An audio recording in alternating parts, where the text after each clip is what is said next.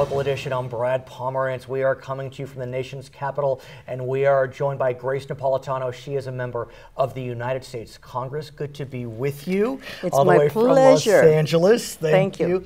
I know there are so many lofty issues in the United States Congress, but you are focused on your constituents, and you're focused on all of them, and some of them specifically. I want to talk about the veterans. Oh. Yeah, near to my heart. Yeah, clearly, and it's been a tough year for veterans.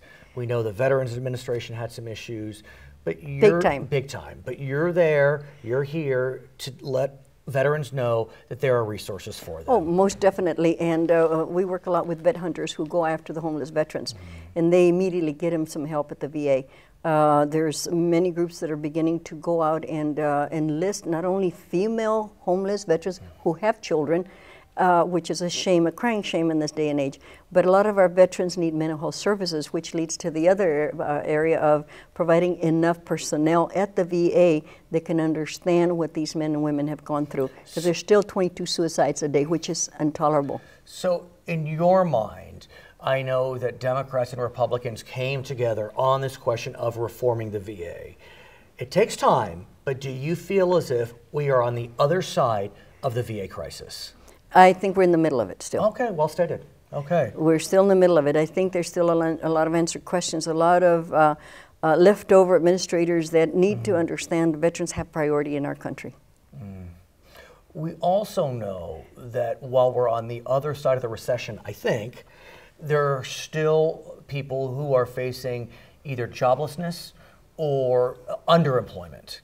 And you have been looking at the question of exports and trying to develop jobs through exports, not imports. Totally exports. Exports. Talk to us about your goals. We're bringing, we have for several years brought in several of the U.S. agencies, Exim Bank, USAID, Commerce, State Department, to talk to our businesses that have either a marketable product for export or are already exporting and want to expand their market, or are able to get information about programs that are currently being offered to business they know little about.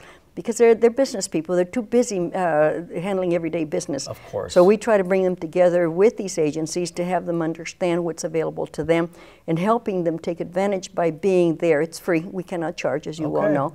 And these are things that we're planning to continue doing to bring more jobs, more job development, because if you export more, you're going to have to hire more people. Of course. At the same time, many Californians are seeing their jobs either vanish or be at risk because of our drought, which has just been absolutely mind-boggling and devastating. Totally. And you know, California is doing its best as a state government, as a county, as a city, to manage the drought.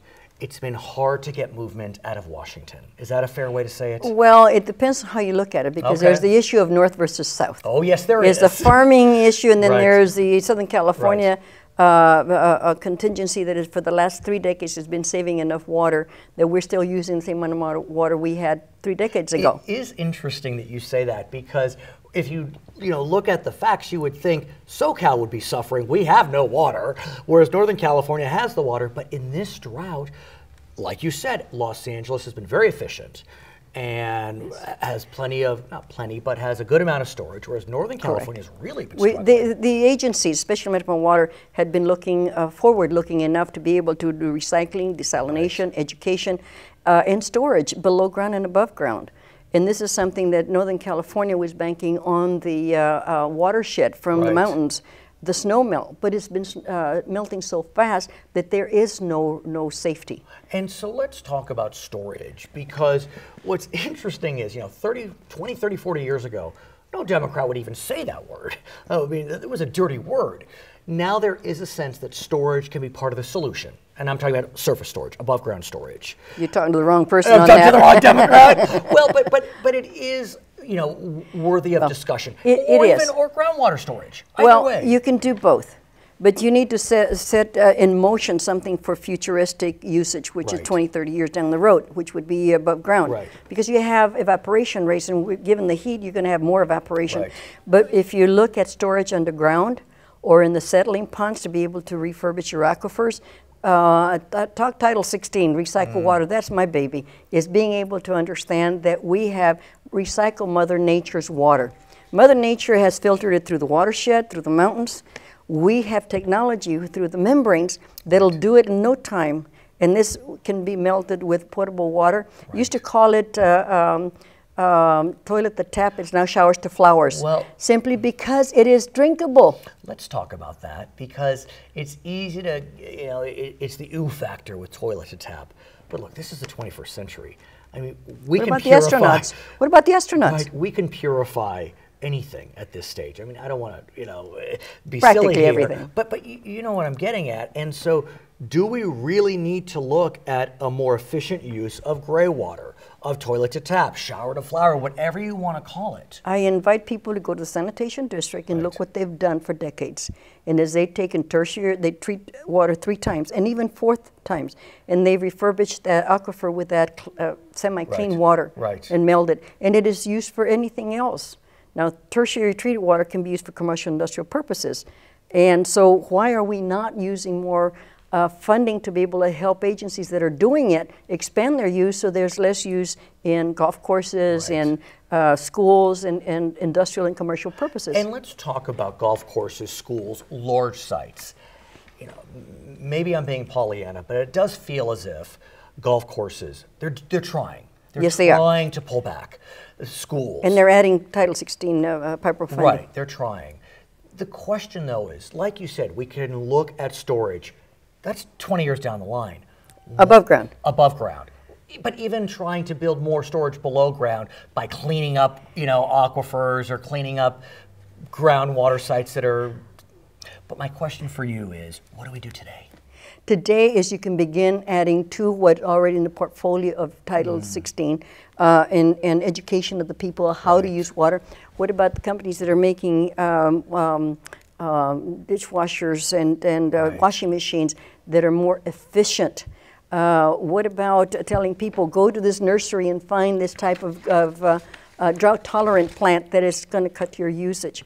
And incentives. Some of the agencies are giving incentives to their users to turn their grass into desert plants. You mentioned MWD. The MWD has so many people signing up for incentives. They're running out of money. Yeah, they're now they're tripling their rebate package and their Look how much water they're going to save. Which is exactly right. So, because this is such a dire time, we look at the monthly reports of water usage and they go up, they go down. As a general proposition, one feels as if we're heading in the right direction, that we are coming together on this. But some of the goals are they're really ambitious. 25% reduction, some communities, 36% reduction. Well, think of communities that have already reduced. Asking another 25% is unconscionable. So look, you're in Congress. It's tricky. You're not in the state legislature, so I was, and I dealt with it then. I remember. And I dealt with it then. But what can the federal Congress do to help, if anything? They can work with the water agencies, and they've each one proposed what is viable now and steps to be able to get to where they need to be in terms of reduction of water usage. Simple things that they can recommend. All city councils on their council meetings, they ought to have one thing to tell the community on the charter. The agenda. Oh, right. Yes. Look, guys, don't use this kind of water to shave. I mean, use a cup instead of running the water to clean it. Every little bitty thing. Her name is Grace Napolitano. She is a member of the United States Congress, representing significant portions of Los Angeles County. My name is Brad Pomerantz, and this is Charter Local Edition.